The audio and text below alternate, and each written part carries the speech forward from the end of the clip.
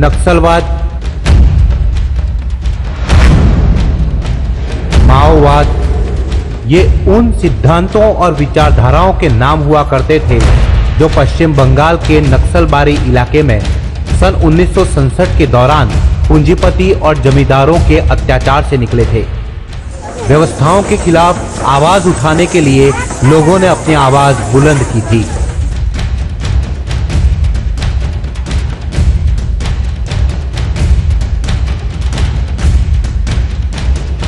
लेकिन आज इसका स्वरूप बदल चुका है। आज नक्सल सिद्धांतों और विचारधाराओं ने खूनी हिंसा का रूप ले लिया है। सिर्फ खून खराबा, लूट, रंगदारी, अपहरण और बंदूक की नोक पर दहशत फैलाना ही इनका मकसद है। गरीब जनता के मसीहा होने का झूठा चोला ओढ़े इन आतंकवादियों को बस अपनी हुकूमत चलानी है। सरकार की नीतियों के विरुद्ध लोगों को भड़काकर यह अपना उल्लू सीधा कर रहे हैं। संदेश न्यूज की टीम जा रही है छत्तीसगढ़ के उन खतरनाक बस्तर के जंगलों में जहां नक्सलियों ने अपने खौफ का तांडव मचा रखा है। यहां सुरक्षा बलों को बड़ी ही सावधानी के साथ ऑपरेशन करने होते हैं, क्योंकि जंग किसी और से नहीं बल्कि हमारे भारतीयों से ही लड़नी है।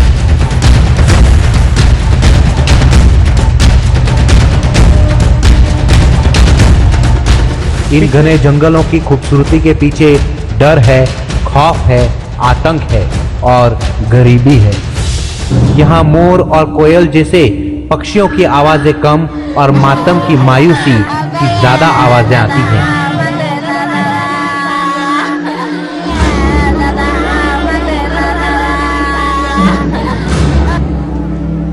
देश के अंदर चलने वाले इस आतंक को रेड टेरर के नाम से भी जाना जाता है। हमें नक्सलग्रस्त इलाकों में ले जाने के लिए कोई तैयार नहीं था, लिहाजा हमने बीएसएफ से मदद मांगी। उत्तरी बस्तर की सुरक्षा की कमान बीएसएफ के पास है। वैसे तो बॉर्डर सिक्योरिटी फोर्स सीमाओं पर तैनात होती है, लेकिन यहाँ बढ़ते नक्सल आतंक को खत्म करने के लिए इस फोर्स को यहाँ तैनात किया गया है। पूरे चक्कर के साथ चलेंगे, आप मूव करेंगे, ठीक है? ये फोर्स जंगल, नदी और नालों में हर रोज ऑपरेशन करती है। लक्ष्य एक ही है, नक्सलों का खात्मा। हम भी बीएसएफ के साथ हो लिए और हमें भी तलाश थी नक्सलों की। सवेरे जल्दी जवानों ने अपना काम शुरू कर दिया था। जंगलों में सैकड़ों किलोमीटर तक कई दिनों तक लगातार ऑपरेशन चलते हैं। ऐसे में ना केवल जवानों को तंदुरुस्त रहना जरूरी है, बल्कि बीएसएफ के इन जवानों को जंगल वॉर ट्रेनिंग भी दी जाती है।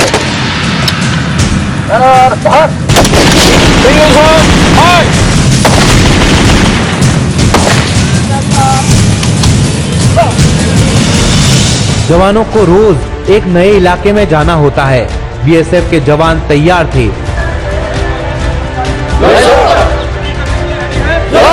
वो रोड सेफ्टी ऑपरेशन के लिए जा रहे थे।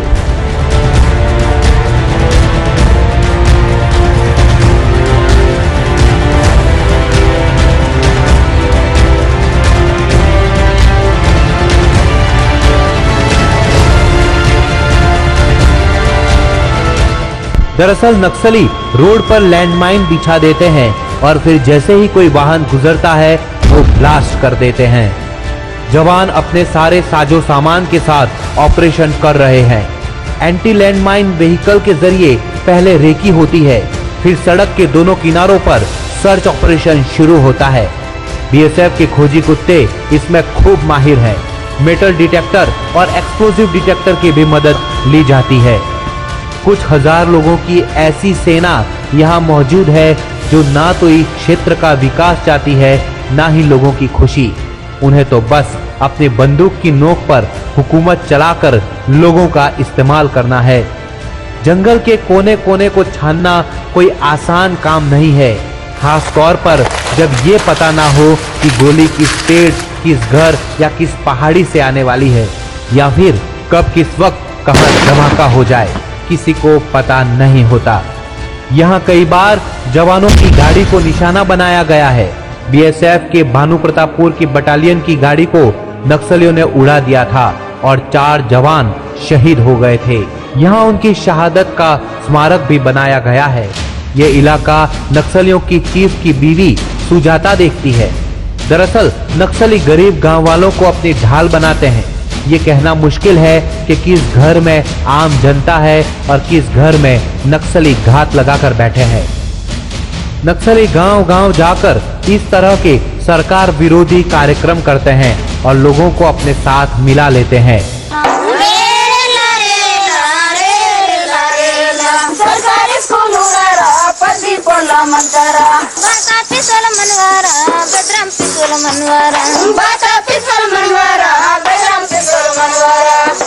बदले किया नित्य असो गुंतलते आकाल पिछल बदले किया नित्य असो गुंतलते आकाल हीरो गारा पेटी मंदिया तुम मना लो तेरा। मतलब जनता का समर्थन है, इसीलिए हम लोग यहाँ लड़ रहे हैं। सेंट्रल गवर्नमेंट से और राज्य गवर्नमेंट से ये माड़ का नाम से माड़ को विकास करने के लिए बहुत सारे फंड्स आ रहे हैं, करोड़ों रुपए फंड्स आ रहे हैं, लेकिन ये फंड्स पूरा विधायक कलेक्टर से ऊपर सारे अधिकारी लोग बांट के परसेंट के हिसाब में कमाई कर रहे हैं। माड़ के नाम से आ रहे हैं पैसा।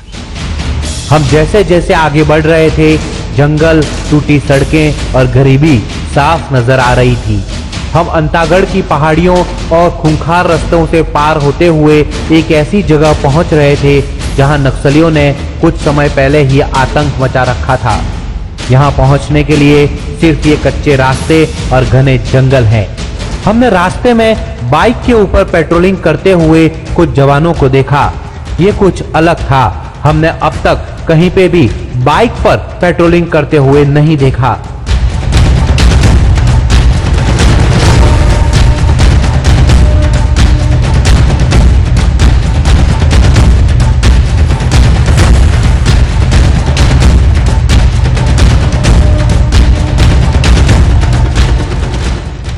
इन जवानों को दाद देनी होगी। यहाँ जंगल में नक्सलों की नाक में दम कर रखा है इन जांबाज जवानों के दल ने। ये हैं हेड हंटर्स, क्योंकि यहाँ जंगलों में कोई और वाहन के जरिए पेट्रोलिंग नहीं हो सकती और सैकड़ों किलोमीटर चलकर जाने में वक्त जाया होता है। ऐसे में जब भी हेड हंटर्स को कोई खुफिया खबर मिलती है तो वो लोग बाइक पर कूच कर जाते हैं। हम हेड हंटर्स की छावनी में पहुंचे ही थे कि उन्हें वायरलेस पर एक खुफिया मैसेज मिलता है। यहाँ से माइक के ऑर्डर पे ये फॉर्मेशन अडॉप्ट करेंगे और शुरू हो जाता है एक और ऑपरेशन। संदेश न्यूज भी साथ है। हेड हंटर्स की टीम एक साथ तो निकलती है, लेकिन एक दूसरे के बीच कुछ दूरी रखी जाती है ताकि अगर नक्सलों का शिकार बने तो उसे हैंडल किया जा सके। उनकी खूबी यह है कि जब एक जवान बाइक चला रहा हो उस वक्त दूसरा जवान घात लगाकर मुस्तैद रहता है। करीब 20 मिनट लगातार जंगल में चलने के बाद अब शायद वो जगह आ गई है जहां पहुंचना था। आंधी की तरह हेड हंटर्स की टीम पहुंचती है और तूफान की तरह जंगल को घेर लिया जाता है। ये पूरी तरह एक्शन की टीम है। ये पूरी तरह एक क्विक रेस्पॉन्स टीम है। सामने जंगल में से आने वाली हर छोटी सी आवाज इन्हें चौकन्ना कर देती है।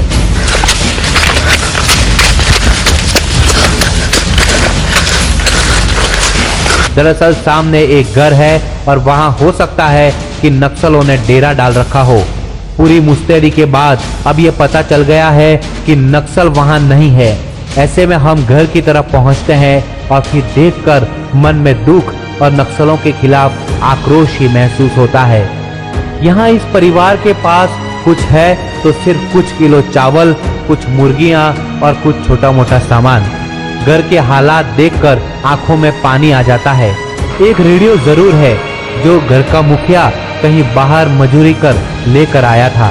बच्चों के लिए कोई यहाँ स्कूल नहीं है, जाने के लिए कोई सड़क नहीं है। बीमार हो गए तो पता नहीं कैसे सैकड़ों किलोमीटर दूर अस्पताल पहुंचेंगे। नक्सलों का खौफ देखिए कि यहाँ कोई बात करने को तैयार नहीं होता। फिर भी इस इलाके में बीएसएफ ने अपना भरोसा जमाया है। इन्हें नक्सलों से ज्यादा डर अब नहीं लगता। मैं तो हम लोग यही का हमारा फायदा है सर। ऐसी गरीब स्थिति, जितना खेत है कमाते हैं, खाते हैं, बन्नी बूती करके रहते हैं सर। यहाँ आप क्या काम करते हैं? खेती करते हैं बस, और बाकी समय में मजदूरी जो भी मिलता है रोड में, कहीं बिल्डिंग में, वहाँ कमाने जाते हैं। पहले तो बहुत थे, डराते थे? हाँ तो डरा देते हैं पहले। कैसे आते हैं तो क्या करते हैं वो? उन लोग क्या करेंगे, हम लोग के लूटते हैं, चावल दाल लूटे पहले। जहाँ से गावड़े गांव में कैंप बना वहाँ ले, हम उसको नहीं देखा। हेड हंटर्स की क्विक रेस्पॉन्स टीम ने यहाँ बहुत काम किए हैं। सबसे बड़ी बात कि अब यहाँ छोटा मोटा काम होने लगा है, लेकिन कब कौन सी वारदात हो जाए और ये काम कब ठप हो जाए, ये कहना मुश्किल है।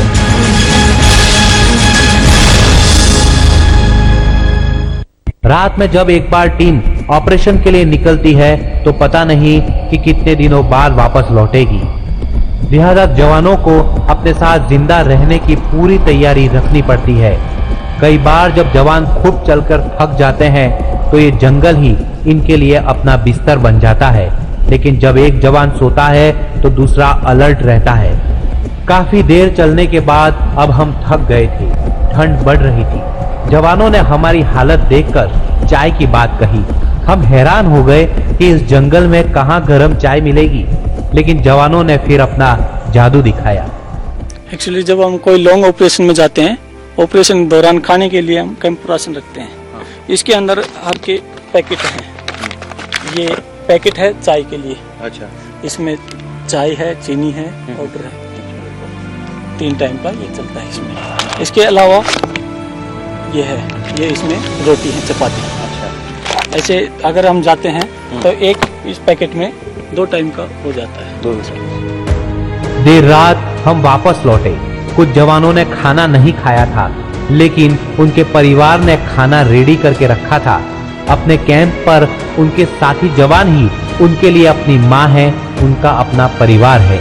यहाँ हमारे जवान हर सुख दुख में एक दूसरे को काम आते हैं। कोई भी बीमार होगा तो सर से लेके पांव तक उनका सेवा पानी करना, खाना पीना लाना, हर तरह का दवाई टाइम टेबल टाइम, जैसे घर परिवार वाले देखते हैं, रखते हैं बीमार आदमियों को, वैसे हम लोग आपस में करते हैं। जवान खाना खाकर अब अपने टेंट में सोने पहुंच गए थे। हम भी थोड़ा आराम करने पहुंच गए, लेकिन हमें नींद नहीं आ रही थी। सुबह के 4 बजे थे। हमने सोचा कि जरा एक बार कैंप में घूम आते हैं। जवानों का हौसला देखिए कि वो रात भर अपने बंकर में ही हैं। सामने जंगल की तरफ उनकी नजर है और हर वक्त बस अलर्ट की सिचुएशन में। बीएसएफ के किसी भी कैंप में करीब 1100 के लगभग जवान रहते हैं, और ऐसे में पूरे कैंप की सुरक्षा, जहां पर बड़े अधिकारी भी रहते हैं, वो सबसे जरूरी है। ऐसे में बीएसएफ का जो कैंप रहता है वहां पे 3 लेयर सुरक्षा दी जाती है। पहले फेंसिंग होती है, उसके बाद एक और फेंसिंग होती है, उसके बाद करीब 10 फीट का गड्ढा बीच में खोदा जाता है, और उसके बाद ह्यूमन बैरियर दिया जाता है। ह्यूमन बैरियर का मतलब है कि ऐसी कई बंकर इस कैंप के चारों तरफ हैं, जहां पर दिन रात जवान सामने देखते हैं। वहां पर देखा जाता है कि अगर कोई भी हिलचाल होती है तो तुरंत उसे गोली मारने का आदेश होता है। इनके परिवार ने सुबह की तैयारी कर ली है। चाय नाश्ता बन रहा है। सुबह हो चुकी थी। आज पता नहीं कुछ खास तैयारियां हो रही थी। सवेरे सवेरे जवान बड़ी मस्ती से अपनी जिंदगी यानी अपने हथियारों को ठीक कर रहे थे। तभी अचानक कैंप में अलार्म सायरन बज जाता है। शायद कोई खास खबर आई है। महज 5 मिनट में टीम तैयार हो गई।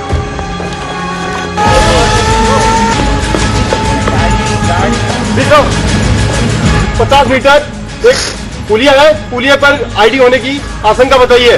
उस पुलिया को चारों तरफ से एरिया को सिक्योर करना है और पुलिया में आईडी जो है उसको डिटेक्ट करना है। सभी तैयार हो? Very good. सावधान, पार्टी मूव।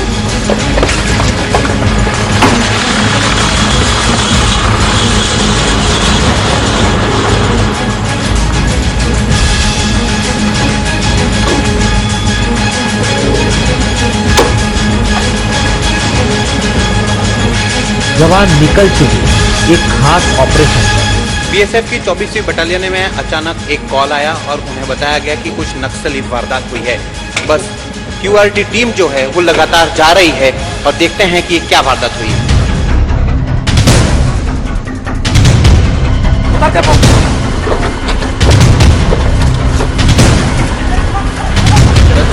जैसे ही वो पहुंचे उन्हें खबर मिली थी एक खास जगह की। नक्सलों ने रात में कुछ खास प्लानिंग की थी। बीएसएफ ने अपना सर्च ऑपरेशन शुरू कर दिया था। पूरा इलाका कॉर्डन कर दिया गया था। गाड़ियों की तलाशी चल रही थी। पता नहीं कुछ तो हो रहा था। कोई सुराग ढूंढा जा रहा था। हमें बिल्कुल नहीं पता कि यहाँ क्या चल रहा था, लेकिन हम डर रहे थे कि पता नहीं अब क्या होगा। दरअसल एक लैंडमाइन की खबर मिली है। अक्सर नक्सल लैंडमाइन छुपाकर दूर बैठे इंतजार करते हैं कि कोई फौज की गाड़ी आए और उसे उड़ा दिया जाए और फिर हथियार लूटे जाएं। ऐसा नक्सल कई बार कर चुके हैं, लिहाजा इसके लिए बड़ी सावधानी से काम करना होता है। लगता है जवानों को कुछ मिला है। पुलिया में चेक किया है, यहाँ पर आईडी मिला है। आईडी को मार्क कर दिया है लाल कपड़े से। ये क्यूबिक पार्टी सभी एक्स्ट्रा अलर्ट हो सकता है। आसपास से जो भी विक्टर आ रहे हैं उन्हें रोकें। रोजर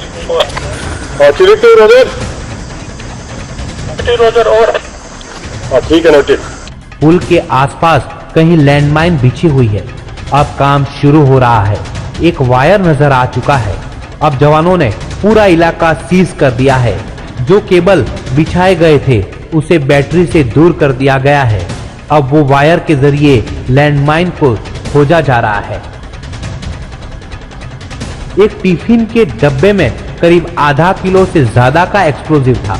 अब देखिए कि कैसे बीएसएफ की विशेष टीम इस लैंडमाइन को डिफ्यूज करती है। लैंडमाइन को चारों तरफ से रेत के बोरे से ढका जाता है ताकि उसका इंपैक्ट कम कर दिया जा सके। एक दूसरा केबल बिछाया जाता है और फिर बड़ी सावधानी से इसे ब्लास्ट कर दिया जाता है।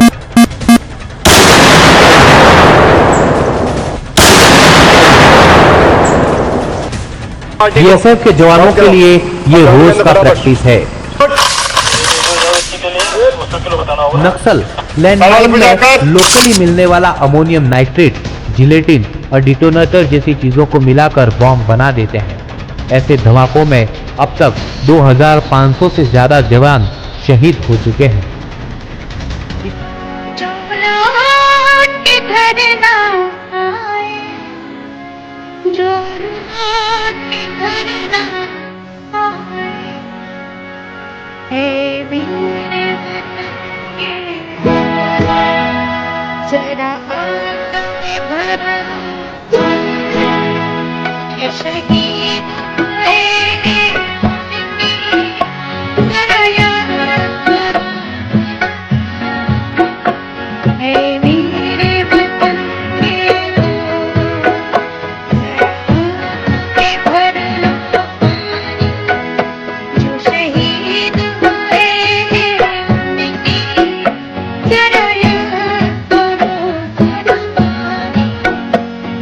इतना खतरनाक अनुभव हमें पहले कभी नहीं हुआ था। नक्सलियों के लाल आतंक से निपटना कोई आसान काम नहीं है। नक्सलियों का ये रेड कॉरिडोर भारत और पाकिस्तान के किसी बॉर्डर से भी खतरनाक है। यहाँ एक चूक भयानक हादसे के रूप में सामने आती है। नक्सलवादी किसी भी मायने में हमारी फौज से कम नहीं है। ये कहना अनुचित नहीं होगा कि इन जंगलों में नक्सलों का सामना करते वक्त हमेशा नक्सलियों का ही पलड़ा भारी साबित हुआ है। जंगल का पूरा ज्ञान, इनका नेटवर्क और गांव वालों के इस्तेमाल से यह हमेशा एक कदम आगे रहते हैं। जंगल में जिसने पहले अपने दुश्मन को देखा, विजयी वही होता है।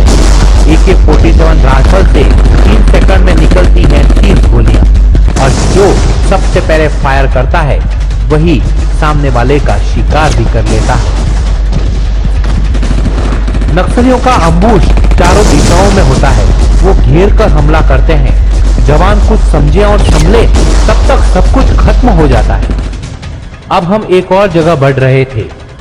मेरे चारों तरफ उत्तर बस्तर का दंडक वन है, सबसे खतरनाक जंगल, जहां पर नक्सलियों ने अपना गढ़ बनाकर रखा था, लेकिन बीएसएफ के जवानों की लगातार मेहनत के बाद अब यहाँ से नक्सल थोड़ी दूर पर जाकर अपना कैंप बनाकर बैठे हैं। ये लगभग हमारी आखिरी पोस्ट है जहां हम विजिट करने जा रहे थे।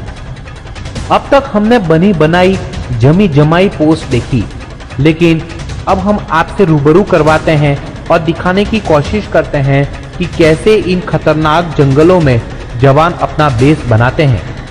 बड़ी मेहनत लगती है। जवान ऐसी जगह अपना कैंप लगाते हैं जहां पल भर भी रहना मुश्किल होता है, लेकिन ये जवान लड़ना भी जानते हैं और जिंदगी जीना भी जानते हैं। वो धीरे धीरे अपने रहने के लिए ऐसा आशियाना तैयार कर लेते हैं जिसमें वो सुरक्षित और आराम से रह सकें। इतना ही नहीं, देखिए बीएसएफ के एक कैंप के कारण गांव वालों को कितनी सुविधाएं मिलती हैं। यहाँ जवानों के साथ साथ गांव वालों का भी इलाज किया जाता है, उन्हें भी राशन दिया जाता है, रोजगार दिया जाता है।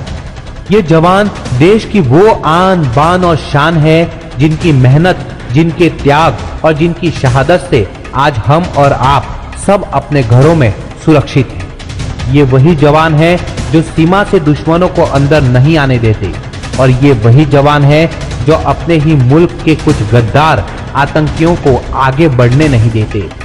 कुर्बानी ये खुद की दे देते हैं, लेकिन देश की जनता को सुरक्षित रखने का ये वादा कभी नहीं भूलते।